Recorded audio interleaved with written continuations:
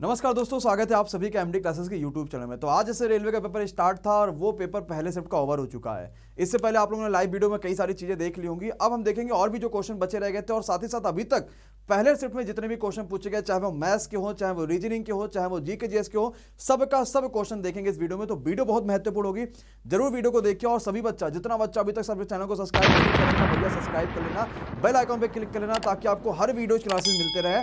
और डेली जो है आपको 1 बजे लाइव वीडियो मिलती है और शाम को 6 बजे हम दोनों शिफ्ट का एनालिसिस करेंगे लाइव, और रात में 9 बजे हम करेंगे आने वाले जो एग्जाम्स में जो क्वेश्चन आ सकते हैं वो कंप्लीट हम यहाँ पे करेंगे। मतलब एकदम समझ लो कि पूरी तरीके से इस बार का रेलवे पार होना है, चाहे कुछ भी हो जाए। तो चलिए स्टार्ट कर देते हैं 100% सही क्वेश्चन के साथ। जितने क्वेश्चन पूछेगा वो सारे के सारे हम डिस्कस करेंगे, जो कि बहुत महत्वपूर्ण होगा। सिलेबस समझते हैं, क्या क्या सिलेबस है भाई। देखो, मैथमेटिक्स के 30 क्वेश्चन आ रहे हैं, सबको पता है। जनरल अवेयरनेस, आपको रीजनिंग के 30 क्वेश्चन आ रहे हैं और जनरल अवेयरनेस के 40 क्वेश्चन पेपर में आ रहे हैं। सबसे बड़ी बात जो बच्चों में ये आई है कि सर जी पेपर आपका मिक्स आ रहा है कि एकदम अलग अलग हम निकाल सकते हैं, मैथ पे क्लिक करें तो रीजनिंग पे क्लिक करें तो इस तरीके से। तो ये नहीं हो रहा है, पेपर पूरी तरीके से आपके पास मिक्स आ रहा है। मतलब आपका मैथ का कहीं भी क्वेश्चन हो जा रहा है, रीजनिंग का कहीं भी क्वेश्चन हो जा रहा है और जीके जैसा कहीं भी क्वेश्चन हो जा रहा है। तो घबराना नहीं है, इससे ये अच्छी ही चीज है। आपको पता चला मैथ में आपने स्टार्ट किया तो मैथ के क्वेश्चन ही नहीं आएंगे तो आपके लिए दिक्कत हो जाता था। तो अच्छी चीज है, पहला क्वेश्चन क्लिक किया, नहीं आया कोई दिक्कत नहीं, दूसरे पे क्लिक किया, नहीं आया कोई दिक्कत नहीं है, सीधे 5वें, 6ठे या फिर 20वें, 25वें पे आ जाइए, कोई दिक्कत नहीं, आराम से अच्छा कर सकते हो। अगर एवरेज अटेम्प्ट के बारे में बात करेंगे तो बहुत अच्छा अटेम्प्ट रहा है एवरेज बच्चों का। बहुत सारे ऐसे बच्चे जो 85 प्लस तो इजीली कर पा रहे हैं, जिन्होंने पूरी 1 महीने जबरदस्त तरीके से एमडी क्लासेस या कहीं से भी तैयारी कर रखी हो। तो पेपर का लेवल की बात करेंगे तो पेपर का लेवल बहुत ज्यादा इजी था। एक आध दो क्वेश्चन आपको ऐसे मिले थे जो थोड़े से अच्छे लेवल के थे। मतलब अगर फाइनली लेवल की बात करेंगे तो इजी से मॉडरेट बोलेंगे, मॉडरेट से भी थोड़ा सा कम था, कि आपके पास कुल मिला के 100 में से ऐसे 10 क्वेश्चन थे जिसमें आपको खाली सोचना था, बाकी कहीं भी आपको सोचना वगैरह नहीं था, आप इजीली तरीके से पेपर निकाल सकते थे। चलिए स्टार्ट करते हैं, समझते हैं कौन कौन से क्वेश्चन पूछे गए थे, क्या क्या क्वेश्चन है वो सारे के सारे पढ़ते हैं। ध्यान से सुनते रहिएगा, हर क्वेश्चन बहुत इंपॉर्टेंट, अपने आप में बहुत महत्वपूर्ण है, पूरा का पूरा कंप्लीट सही एनालिसिस देखने वाले हैं। सबसे पहले क्वेश्चन आया था लॉन्गेस्ट नेशनल हाईवे, बहुत इजी क्वेश्चन है। आपको पता है नेशनल हाईवे लॉन्गेस्ट कौन सा है, शॉर्टेस्ट कौन है, ये दोनों के दोनों क्वेश्चन बहुत इंपॉर्टेंट है। NH44 क्या हो गया, लॉन्गेस्ट हो गया।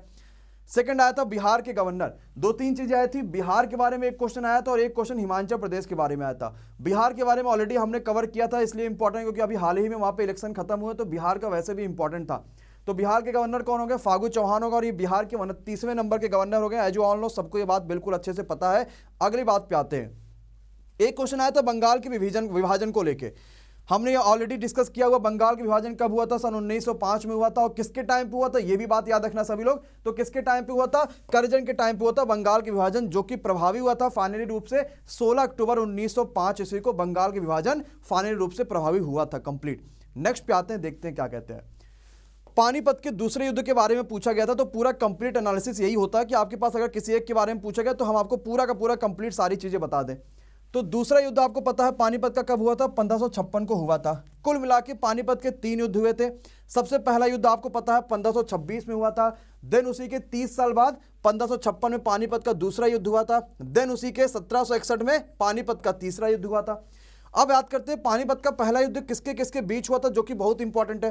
तो पहला युद्ध बाबर ने लड़ा था, बाबर की पहली लड़ाई भी थी ये हर इंडिया में, और तोपा का यूज भी सबसे पहले इसी में हुआ था। ये भी क्वेश्चन आपसे पूछा जा सकता है। तो 1556 ईस्वी 1526 में जब पहला युद्ध हुआ था तो इब्राहिम लोदी के बीच में और बाबर के बीच में ये युद्ध लड़ा गया था। देन 56 में दूसरा युद्ध हुआ। अब ये किसके बीच में हुआ था, तो आपको पता है हेमू के बीच में और अकबर के बीच में पानीपत का दूसरा युद्ध हुआ था। तीसरा किसके बीच में हुआ था, अहमद शाह अब्दाली के बीच में और मराठाओं के बीच में पानीपत का तीसरा युद्ध हुआ था। एक बार कंप्लीट देख लीजिए क्या क्या है सारी चीजें।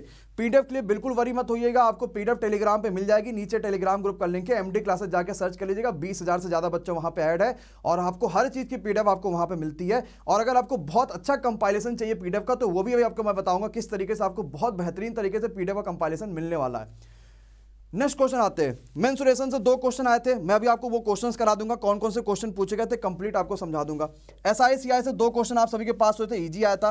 रेशियो प्रोपोर्शन से आपके पास 1 से 2 क्वेश्चन आए थे, बहुत इजी आया था। प्रॉफिट एंड लॉस से आप सभी के पास कुल मिला के 2 क्वेश्चन आए थे, ये भी काफी ज्यादा इजी था, कुछ इसमें खास नहीं था। किताबें जो पूछी जाती थी वो काफी पुरानी किताबें पूछी गई थी। जैसे बच्चों का एक्सपेक्टेशन ये था कि 2019 से 20 में जो भी नई किताबें आई हैं उसमें से क्वेश्चन पूछा जाएगा, लेकिन ऐसा बिल्कुल ही नहीं था। पुरानी किताबें जो फेमस है, जो इतिहास की किताबें, उनसे क्वेश्चन पूछा गया था। जैसे कि राजा तरंगड़ी के लेखक कौन है, एक सिंपल सा क्वेश्चन है, तो कौन है भाई, कल्हड़ है। चारों ऑप्शन में से भी आप ऑप्शन एलिमिनेट करके इस चीज को जान सकते थे।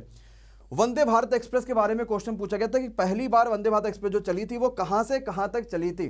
तो याद रख लेना है, नई दिल्ली से लेके बनारस तक की पहली बार जो वंदे भारत एक्सप्रेस थी वो नई दिल्ली से लेके बनारस तक की चली थी। बहुत इंपॉर्टेंट एक क्वेश्चन था। नेक्स्ट पे आते हैं, आपसे पूछा गया था सबरीवाला मंदिर। हमने मंदिर के बारे में ऑलरेडी 2000 क्वेश्चन की जो फाइल दे रखी है उसमें कवर कर रखा, बहुत सारे मंदिर, बहुत सारे जीआई टैग, बहुत सारे ब्रांड एम्बेसडर सब कवर कर रखा है। बहुत इंपॉर्टेंट फाइल है वो। तो सबरीवाला जो मंदिर आप सभी को पता है केरल में स्थित है, और केरल में तिरुवनंतपुरम में स्थित है। और ये क्यों इंपॉर्टेंट है ये आप सभी को पता होगा, क्योंकि इस पे आपको पता महिलाओं को जाना रोकना था, रोक लगा था महिलाओं के जाने पर, इस वजह से यहां पे इस क्वेश्चन को पूछा जा सकता था आपसे। अगला आया था सीपीओ के बारे में। तो भाई देखो सीपीओ का फुल फॉर्म, कंप्यूटर से 2 क्वेश्चन आए थे, एक क्वेश्चन था सीपीओ के फुल फॉर्म के बारे में। तो सीपीओ को सभी को पता होगा, central processing unit is the right answer of the question, बिल्कुल सही आंसर हो जाएगा। और सीपीओ को क्या बोलते हैं? पूरे के पूरे कंप्यूटर का ब्रेन बोलते हैं। एक बहुत ही आसान क्वेश्चन है। नेक्स्ट पे चलते हैं, जरा देखते हैं क्या कहता है भाई। बायोलॉजी का ये एक अच्छा क्वेश्चन था जो बच्चों से गलती हो सकता था। तो बायोलॉजी का जो ये क्वेश्चन था ये क्या था? सिम्बायोटिक रिलेशनशिप का ये क्वेश्चन था। बहुत ही आसान क्वेश्चन था, सिंपल क्वेश्चन था। क्या है ये? कवक और संवहनी पौधों के बीच का जो रिश्ता है वो कौन है? सिम्बायोटिक रिलेशन कहलाता है। एकदम आसान सा क्वेश्चन। नेक्स्ट पे चलते हैं। नदियों किनारे बसे शहर, हर बार हमने डिस्कस किया है नदियों किनारे कौन कौन से शहर बसे हैं, क्या है क्या नहीं है, सब डिस्कस किया। तो नदियों किनारे बसे शहर से एक क्वेश्चन पूछा गया था, जो कि पहला क्वेश्चन आपके सामने था, सूरत किस नदी किनारे बसा हुआ? ताप्ती नदी किनारे। एकदम आसान सा क्वेश्चन। अगर आपसे पूछा जाए कि लखनऊ किस नदी किनारे बसा हुआ, सबको पता होगा कौन से, गोमती नदी किनारे। पूछा जाए भैया यहाँ पे आपको दिल्ली किस नदी किनारे बसा हुआ, ये भी पढ़ लीजिएगा। कोलकाता किस नदी किनारे बसा हुआ, भैया हुगली नदी किनारे। ये सब इंपॉर्टेंट क्वेश्चन है। जब रात में 9 बजे हम लोग कंप्लीट एनालिसिस लेकर आएंगे ना, तो पूरा धुआं धुआं हो जाएगा किस तरीके से कहां से क्वेश्चन पूछेगा, कुछ भी बचेगा नहीं, इस बात को याद रखिएगा। नेक्स्ट पे चलते हैं, देखते हैं अगला क्वेश्चन क्या पूछा गया था।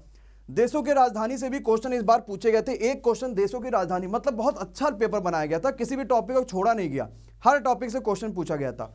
तो पूछा गया था इंडोनेशिया की राजधानी क्या? आसान सा क्वेश्चन है, सभी को पता है। जकार्ता क्या हो जाएगा? इंडोनेशिया की राजधानी हो जाएगी। बहुत ही सिंपल क्वेश्चन, बहुत ही आसान क्वेश्चन था। नेक्स्ट क्वेश्चन पे आते हैं, जरा देखते हैं अगला क्वेश्चन आप सभी के सामने क्या कहता है भैया। यूएस ओपन के विनर कौन थे? अब बच्चों से बात करने पे ये कंप्लीट नहीं पता चल पाया कि कौन से वाले का पूछा गया था, मैन का कि वुमेन का पूछा गया था। तो हमने आपको दोनों जो है पीडीएफ में दे रखी है, आप जाके वहां से देख लीजिएगा कि यूएस ओपन के विनर कौन थे, चाहे मैन में पूछा जाएगा चाहे वुमेन में। एक दे रखा था, इनमें से कौन सी जो है वो दूरी का मात्रक है। 4 ऑप्शन आप सभी के पास दे रखे, तो आप सभी को पता है उसमें सही आंसर होगा प्रकाश वर्ष। विकल्प के आधार पर, मतलब कि 4 ऑप्शन दिए थे, बच्चे ने कहा सर प्रकाश वर्ष का पूछा गया था ऐसा कुछ, तो ये प्रकाश वर्ष is the right answer of the question. जिन भी बच्चों का पेपर है, नीचे डिस्क्रिप्शन आपको नीचे वो दिखाई दे रही है, क्योंकि एनटीपीसी का पेपर है, रेलवे का मामला है, तो नीचे ट्रेन आपको दिखाई दे रही है, जिसपे नंबर आप व्हाट्सएप कर सकते हो, कॉल कर सकते हो, जो भी आपको समझ में आ रहा है कि क्या क्या क्वेश्चन पूछे गए, कैसे कैसे क्वेश्चन आए थे, सब आप बता सकते हो अपने पेपर का देने के बाद। नेक्स्ट पे आते हैं, देखते हैं अगला क्वेश्चन क्या कहता है। न्यायाधीश कौन अभी भारत के? सिंपल सा क्वेश्चन, आसान से क्वेश्चन। अभी जो भारत के न्यायाधीश है वो कौन से भैया? आपको सभी को पता, Arvind Bobde is the right answer of the question. अब क्या क्वेश्चन पूछा सकता है कि कौन से नंबर के हैं, तो हम याद कर लेते हैं कि 47वें नंबर के न्यायाधीश है। और न्यायाधीश का कार्यकाल कितने साल तक होता है? उनकी 65 साल तक की एज तक होता है न्यायाधीश का कार्यकाल। एक आसान से क्वेश्चन। नेक्स्ट पे चलते हैं, क्या कहता है। सैंडल पीक के बारे में क्वेश्चन पूछा गया था। सैंडल पीक का क्वेश्चन एलओडी आप सभी को पता है, एक आसान से क्वेश्चन है, कोई इसमें बहुत बड़ा मुश्किल वाली बात है नहीं, है ना। अंडमान में चंद्रयान से संबंधित 2 क्वेश्चन पूछा था। ये दोनों के दोनों आपको मैंने फाइलें दिखा दी है। ये दोनों के दोनों जब आप पीडीएफ डाउनलोड करोगे तो आपको ये दोनों फाइलें मिल जाएंगी। निर्वाचन आयोग, कितना सिंपल क्वेश्चन है, कितना आसान से क्वेश्चन। निर्वाचन आयोग सब के सब इसमें बात कर लेते हैं। सबसे पहले जान लेते हैं निर्वाचन आयोग कौन से भाग में है भारतीय संविधान के। तो भाग 15वें में है। स्थापना कब हुई थी निर्वाचन आयोग की? तो 25 जनवरी 1950 की निर्वाचन आयोग की स्थापना हुई थी। अभी पूछा जाएगा कि भारत के निर्वाचन आयुक्त कौन है इस समय, चीफ इलेक्शन कमिश्नर कौन है भारत के, तो सबको पता होना चाहिए कौन है भैया। तो इस समय Sunil Arora is the right answer of the question. इस समय भारत के चीफ इलेक्शन कमिश्नर कौन है? सुनील अरोड़ा। ये बिल्कुल सही आंसर हो जाएगा। अरे गाइस का ये भी बात बिल्कुल क्लियर है। नेक्स्ट पे आ जाओ। दिवस से एक क्वेश्चन पूछा गया था, तो कुछ बच्चा कह रहा था सर जी जो आपसे पूछा गया था राष्ट्रीय महिला दिवस, ये है। 2-3 बच्चों से बात पता चली, तो कंप्लीट किसी को नहीं आता, लेकिन ज्यादा इसी पे बच्चों ने कहा कि महिला दिवस के बारे में पूछा गया था। हमने जो भी देखा, जो क्वेश्चन बच्चे कह रहे थे वो हमने रखा हुआ अभी, साथ ही साथ 2-3 बच्चों से बात करने के बाद कि भाई क्या क्या क्वेश्चन आए थे। तो बायोडाइवर्सिटी डे सभी को पता भाई 22 मई को मनाया गया था। अगर आपसे पूछा जाएगा पृथ्वी दिवस तो 22 अप्रैल को। अगर आपसे पूछा जाएगा ओजोन दिवस पूछा गया होगा तो 16 सितंबर को। यह भी बिल्कुल सही आंसर हो जाएगा। 2000 जो क्वेश्चन जीके जिसकी जो फाइल अगर आप उसको डाउनलोड करोगे उसमें सारे जो इंपॉर्टेंट डेज हैं इसमें ये चारों के चारों मिल जाएंगे। जो भी पेपर में पूछे गए थे सबका सब हमने दे रखा है। मंदिर के बारे में ये वो सब कंप्लीट क्वेश्चन उसमें दे रखा है, मतलब आपको कुछ भी करना नहीं है, हर तरह के क्वेश्चन आपको हमने उसमें दे रखे हैं। रामसर साइट से क्वेश्चन पूछा गया था, आप सभी को पता 1971 में संधि हुई थी और कुल मिला के अभी भारत में कितने रामसर साइट्स है, तो कुल मिला के 42 रामसर साइट है। ये बात आपको याद रखना, यही क्वेश्चन आप सभी से पूछा गया था। एकदम आसान क्वेश्चन। अगले पे आ जाता है रीजनिंग के बारे में। सिटिंग अरेंजमेंट से भैया 3 क्वेश्चन पूछे गए थे, आसान सा क्वेश्चन। ब्लड रिलेशन से 2 क्वेश्चन पूछे गए थे, सिंपल सा। डाई से कुल मिला के 2 क्वेश्चन पूछे गए थे और कोडिंग डिकोडिंग से कुल मिला के 3 से 4 क्वेश्चन पूछे गए थे। रीजनिंग का पेपर इजी टू मॉडरेट था, बहुत ज़्यादा कठिन नहीं था। अगर आपने अच्छे से मॉक टेस्ट दे रखा होगा तो आप इजीली तरीके से इसमें देखा जाए तो 90 के आसपास तक का अटेम्प्ट कर पा रहे थे इजीली। नेक्स्ट पे आते भाई, यह हमने डिस्कस कर लिया। कलहड़ आप सभी को पता है राजत रंगरी के लेखक है, सबसे सिंपल सी बात है। चंद्रमा पर अगर पहुंच जाओगे द्रव्यमान और भार में क्या क्या चेंजेस होते हैं, ये क्वेश्चन आप सभी से पूछा गया था। देखो एक क्वेश्चन आपसे पूछा गया था जो कि नेशनल पार्क से संबंधित था, ये भी एक आसान सा क्वेश्चन था, ये भी एक इजी सा क्वेश्चन था, नेशनल पार्क से संबंधित था। क्या था नेशनल पार्क से संबंधित भैया, जरा क्वेश्चन देख लो। मुकुर्ती नेशनल पार्क कहां पर स्थित है? नेशनल पार्क के सारे क्वेश्चन हमने ऑलरेडी कर रखे थे, तो तमिलनाडु में क्या है, मुकुर्ती नेशनल पार्क है। दूसरा तीसरा क्वेश्चन जरा जल्दी से बता दो भाई, सबके सब कमेंट करना। मैं आपसे क्वेश्चन एक पूछ रहा हूं कि गिर नेशनल जो पार्क है ये कहां पर स्थित है, ये भी एक आसान सा क्वेश्चन है। और ये किसके लिए फेमस है, ये जरा कमेंट कर देना। सभी के कमेंट आने चाहिए, इस बात का ध्यान रखिएगा। नेक्स्ट क्वेश्चन पे चलते हैं, देखते क्या कहता है। सेंटर पोल्यूशन कंट्रोल बोर्ड यानी सीपीसीबी का गठन कब हुआ था? किसका? सेंटर पोल्यूशन कंट्रोल बोर्ड, इसका गठन कब हुआ था? तो पोल्यूशन कंट्रोल बोर्ड का जो गठन हुआ था 1974 is the right answer of the question. आपका 1974 यहां पे बिल्कुल सही आंसर हो जाएगा। डीआरडीओ के प्रमुख के बारे में क्वेश्चन पूछा गया, तो कौन है भैया? Satish Reddy is the right answer of the question. ये डीआरडीओ के प्रमुख है। इसके बाद कौन सा क्वेश्चन पूछा गया? अब देखो क्या क्या पूछा जा सकता है। जब आपको मैं रात में 9 बजे कराऊंगा तो आपको मैं यही सब समझाऊंगा क्या क्या और पूछा सकता है। क्वेश्चन का complete analysis first and second से पूरा तरीके से। तो डीआरडीओ के प्रमुख कौन है? सभी को पता सतीश रेड्डी साहब है। स्थापना कब हुई थी डीआरडीओ की? सन 1958 ईस्वी में स्थापना हुई थी। हेडक्वार्टर है डीआरडीओ कहां पे? तो नई दिल्ली में डीआरडीओ क्या है? हेडक्वार्टर। ये भी एक आसान सा क्वेश्चन भैया। नेक्स्ट पे जरा आ जाते हैं। सीपी आपको कह रहा था कि जो सीपी है वो मार्क प्राइस का 75% है। मतलब अगर मैं सीधे से बोलूं, मैंने किसी सामान का जो मार्क प्राइस वो 100 रुपए रख दिया है, इसका मतलब मैंने उस सामान को कितना खरीद में रखा होगा? 75 रुपए में उसने खरीदा होगा, तभी तो मैं उसकी एमआरपी क्या रख दिया? 100 रुपए रख दिया। कहता है कि भाई मैं 15% का डिस्काउंट दे रहा हूं। अगर एमआरपी में 15% का डिस्काउंट दे दूंगा, यानी 100 का सामान मैं 85 में बेच रहा हूं, तो कितना फायदा होगा? कैसे करोगे?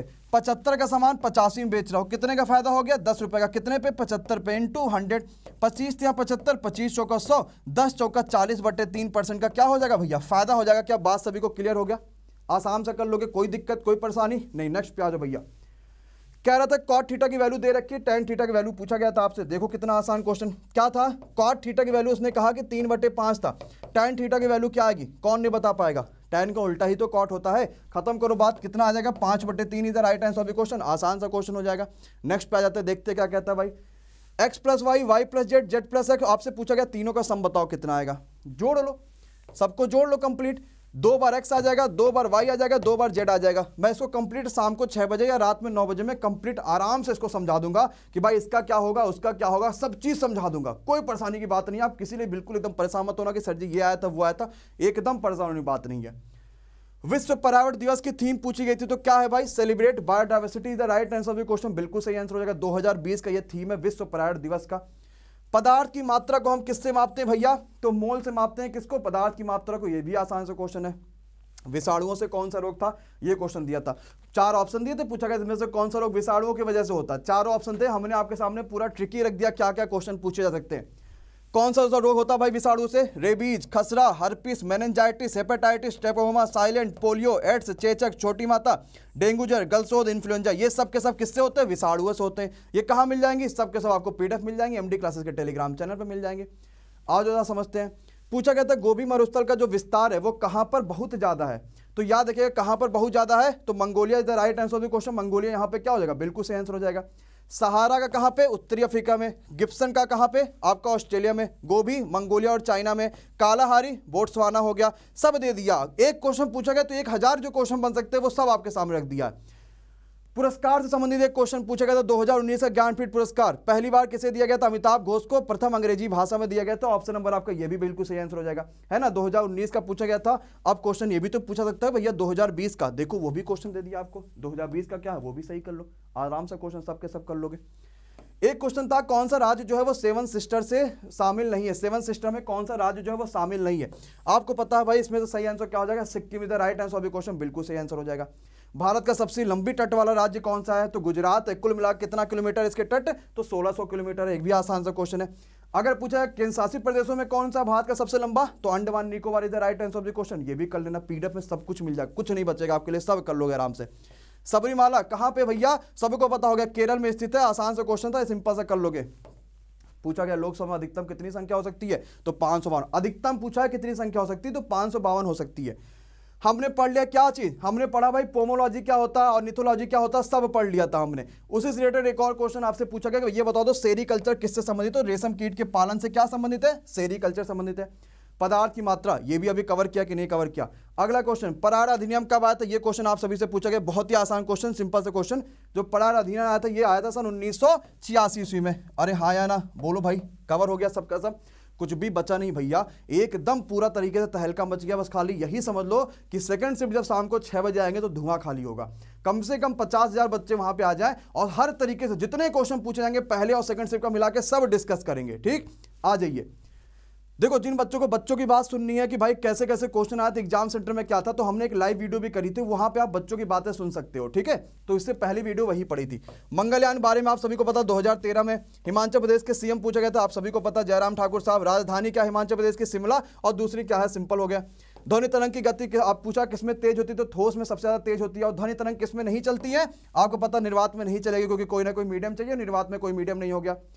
जैन धर्म के प्रथम प्रवर्तक पूछा गया तो भाई क्या हो जाएगा यहाँ पे? बिल्कुल आसान से क्वेश्चन हो जाएगा, ऋषभ देव जो है वो जैन धर्म के प्रथम प्रवर्तक हो गया।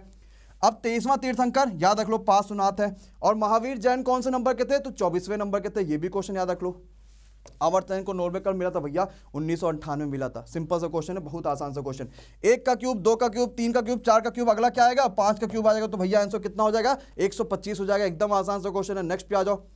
वर्मी कल्चर, ये भी हम लोग डिस्कस कर चुके हैं। केचुआ पालन से क्या हो गया? वर्मी कल्चर हो गया। एकदम आसान क्वेश्चन। एक आपकी यहाँ पे विद्युत परियोजना से भी क्वेश्चन आया था, कुंडनकुलम पूछा गया था, तो तमिलनाडु बिल्कुल यहाँ पे सही आंसर हो जाएगा। स्वराज मेरा जमशेद अधिकार है, किसने कहा? गंगाधर तिलक ने कहा। और युवा राष्ट्रपति पूछा गया तो नीलम संजय रेड्डी, ये 64 साल की एज में युवा राष्ट्रपति इनका नाम हो गया। अगले क्वेश्चन पे आते हैं।